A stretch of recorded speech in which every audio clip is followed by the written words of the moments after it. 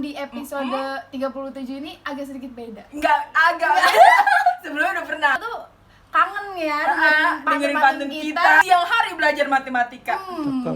Setelah itu pulang ke rumah. Sebelum dulu dibuka, mari bersama ucapkan Bismillahirrahmanirrahim. Assalamualaikum. Gimana Bunda Sony? Episode 37 nih makin sehat, makin apa? Wah, makin sehat tuh makin gempal apa gimana nih ya kan? Makin alhamdulillah aja sih, kayak masih ada yang respon, masih ada yang nonton. Betul. Udah kita terima kasih banget banyak. ya kan. Emang so cantik lo, so artis ya. Ini langsung aja kita ke DM yang pertama kali Iya, ya Bun boleh ya. nih. Ini dari Marina Suci.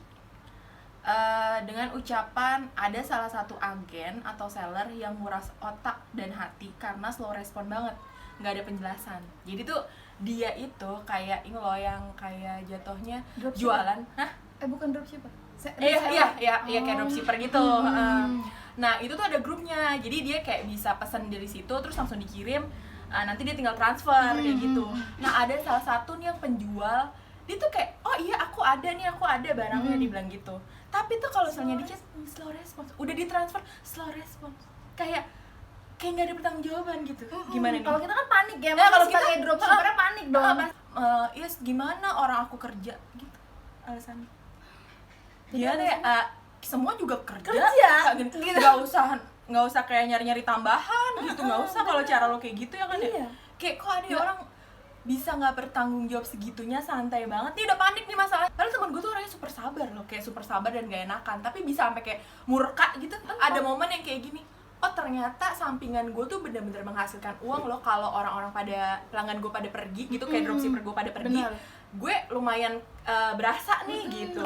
Jadi Ya, buat gitu. Marina cari yang lain aja deh. Heeh. Iya daripada ke si Terus buyer kayak juga mental kecewa. health lo terganggu ya kan. Bener, meskipun apa sih kan kayak gitu nyaman-nyamanan ya Bun Iya, ya. benar-benar. Mungkin dari kualitasnya, mungkin dari segi harga dan lain sebagainya. Cuma demi ini nih otak, kewarasan otak, Ketenangan ya kan? hati ya kan. Bener. Jadi cari yang lain aja sih. Lanjut Bun ke Dudu yang kedua. Ini nggak mau sebut nama. Jadi dia bilangnya aku mau nanya nih sama kalian berdua. Iya. Tolong namaku disamarkan jadi NN ya. Jadi dari NN ya. Non kali ya. Betul. Jadi ucapannya menurut kalian gimana nih kalau ada orang yang mau hidupnya tuh damai aja, nggak ngejar apa yang orang lain kejar, nggak pengen terkenal, nggak pengen ngejar uang sampai sikut sana sini. Iya. Yang penting tuh senang aja hidupnya. Hidup seadanya tapi ya bahagia. Nggak iri lihat orang pengen punya ini punya itu. Bagi pendapat ya, soalnya ada yang bilang kalau orang kayak gitu nggak punya ambisi, jadi kayak bukan makhluk hidup gitu. Sah-sah aja dan nggak apa-apa banget gitu.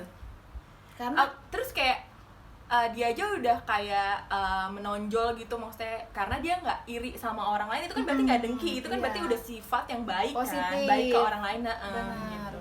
Karena kalau dia aja bisa ya dia aja yang bisa, kita nggak usah bisa ya.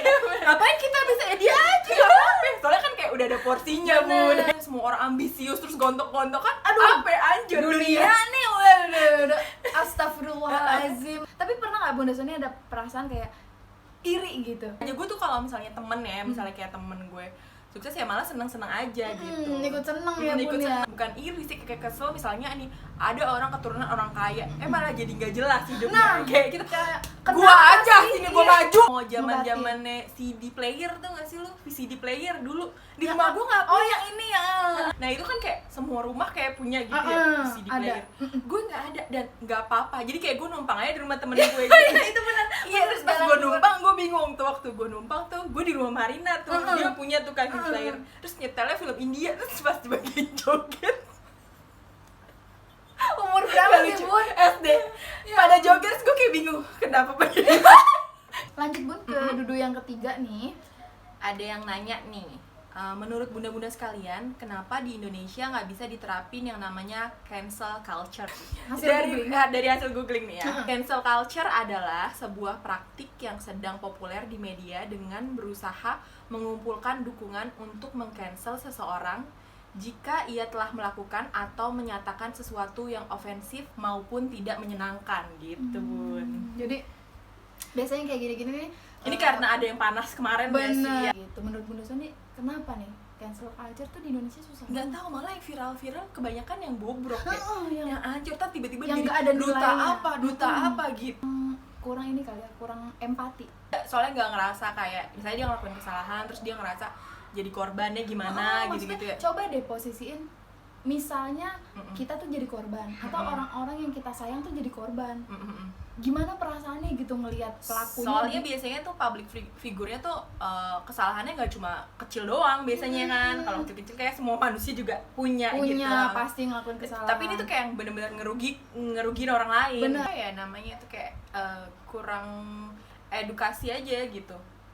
Jadi kayak kurang apa sih ditanam di dirinya tuh kayak itu mah ya elah gitu, kayak yang ya elah menyepelekan gitu-gitu.